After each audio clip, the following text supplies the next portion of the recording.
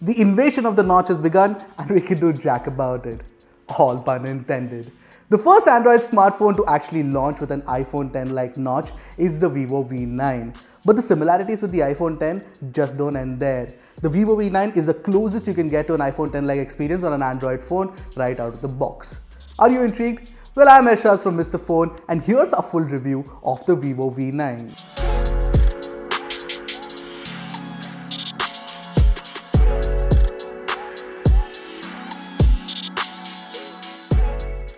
Before I forget, don't forget to hit the subscribe button and the bell icon to get notified about more such awesome tech videos.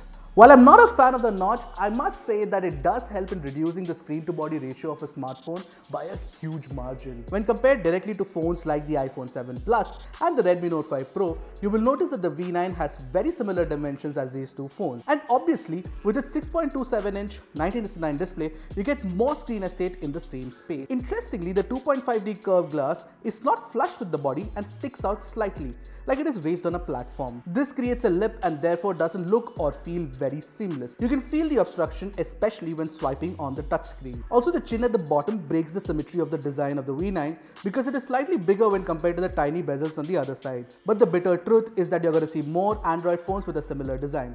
This is because IPS LCD panels, unlike AMOLED, cannot flex, and therefore OEMs cannot curve LCD screen inwards without affecting the ports at the bottom. Talking about ports, there is a headphone jack, a micro USB port and a single downward firing speaker all bunched at the bottom. Ideally, Vivo should have moved to a newer USB Type-C standard in my opinion. The power button and the volume rocker both sit on the right edge of the phone, but they are flush with the body and not extremely tactile. On the right edge, you also get a tray for 2 SIM cards and a micro SD card.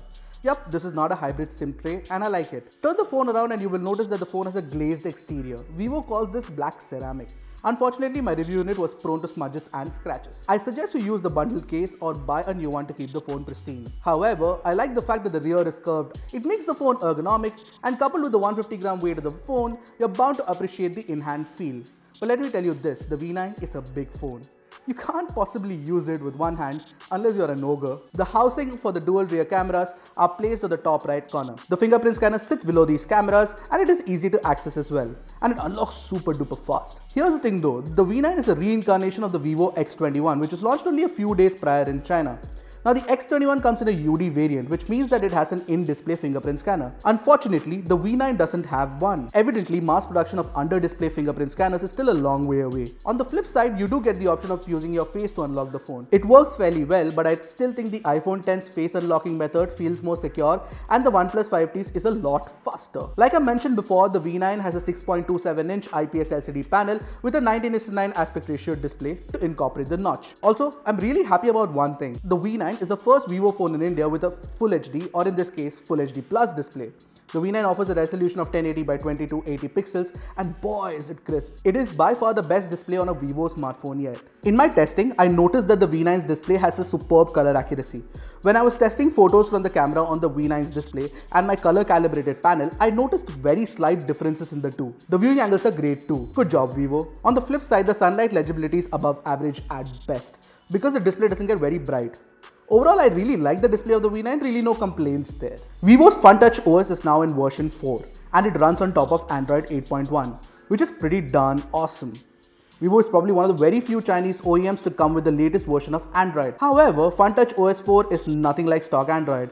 In fact, it is a lot like iOS 11 on the iPhone X. Let me break it down for you. The new gesture-based navigation is pretty similar to the one used by the iPhone X. The V9 also uses handles to replicate the software navigation keys for home, control panel and back. Once you get used to it, gestures are the most intuitive way to navigate an operating system. But I don't know why Vivo decided to use the swipe up gesture to go back one page instead of swiping from right to left, which feels a lot more intuitive. You guessed that right? Swipe up and hold to bring up the app card. Swiping down anywhere on the home screen brings up a universal search panel. Want to delete an app? Just long press the app icon like you would do on iOS. However, thanks to Android's free grid, you can place the icon anywhere on the screen. Usually the notification panel and the notification previews also look very similar to iOS 11. That said, thanks to Android Oreo, all the notifications are bunched neatly and piled up in one single stack. As far as visual similarities go, even system apps look eerily similar.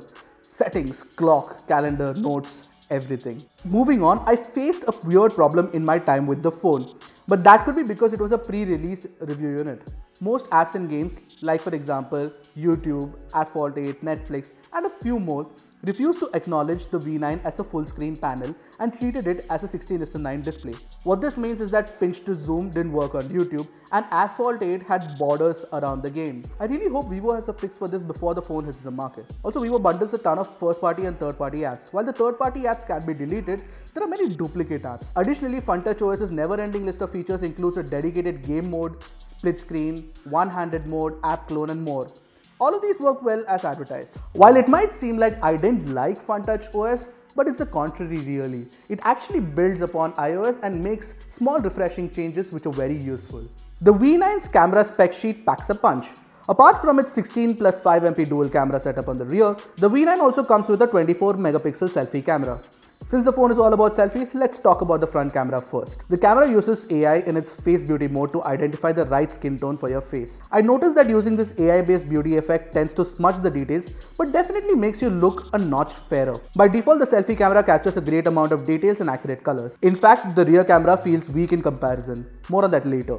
Even in less than ideal conditions, the V9's 24 megapixel front camera exposes well and captures a decent amount of details, albeit with some noise. There's a group selfie mode which emulates the panorama mode to stitch a series of pictures together. The stitching is fine, nothing too great. The front camera can also shoot portrait selfies using software and artificial intelligence. It does a very good job of blurring the background. The new AR sticker mode is powered by the P2 app and has quite a collection of cute stickers. But I noticed that you don't get the full resolution images and get a smaller file size instead. Now, the 16MP rear camera can capture decent images in adequate lighting conditions, but it is not really the best camera in this price range. The color accuracy is on point, but the camera tends to underexpose images and kill the details and shadows. In conjunction with the 5MP camera on the rear, the V9 can capture pictures with a bokeh. The edge detection is on par with iPhones with dual cameras, and that is a good thing.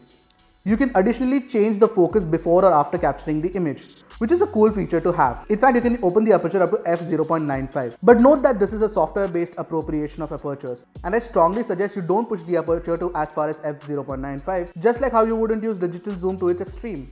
The picture actually ends up looking artificial. Overall, I think most users will end up using the V9's front camera instead of its rear cameras. The Vivo V9 comes with a Snapdragon 626 system on chip, 4GB of RAM and 64GB of internal storage. This setup is enough to perform daily tasks, and I didn't face any memory management issues either. However, I noticed that the poorly optimized Facebook app stutters while scrolling. In synthetic benchmarks, the V9 managed to log an AnTuTu score of 90,367. It also scored a low 21 FPS in our GFX Bench T-Rex test. This shows why gaming on the V9 is not as smooth as I would have ideally liked it. Games like Asphalt 8 tend to lag occasionally. One area where the V9 excels is in its audio quality. The internal DAC is pretty powerful, and the inbuilt music app can also play back high-res FLAC files with ease. I used the reference FIO F9 triple driver IEMs to test the V9, and the phone managed to drive them pretty easily. In fact, even the bundled earpod lookalike earphones sound good. The mono speakers can also get really loud and sound decent too. Moreover, I found the call quality to be top-notch and faced no call drops whatsoever. The phone actually comes with a 3260 mAh battery, which is more than sufficient for a day's worth of usage. You can expect an average screen on time of around 4 hours and 30 minutes, and the V9's included charging brick can charge your phone from 0 to 100 in around 2 hours. So should you buy the Vivo V9? Well, answer these 3 questions for me first. Are you a fan of the iPhone X but can't afford one? Do you prefer Android over iOS? Do you like taking selfies? Well, if the answer is positive for all of these questions, then you should definitely buy the Vivo V9. In fact, the Vivo V9 is a modern smartphone with extremely tiny bezels, a gesture-based OS and a notch. Ultimately though, if I have to get real, under Rs 25,000, there are a few smartphones that are actually better than the Vivo V9. Now that the Vivo V9 has launched, you and I both know this. Vivo's advertising blitzkrieg will take over all of India. From sponsoring the IPL to actually plastering stores with Vivo's billboards, you're gonna be seeing Vivo V9 everywhere. And that's honestly not necessarily a bad thing, because unlike Vivo's previous phones, the V9 actually is sensibly priced for the specs that it offers. And despite its inspirations and flaws, the V9 is actually a step in the right direction for Vivo. That was our review of the Vivo V9 Pro. I'm Ershad from Mr. Phone. Until next time, tata.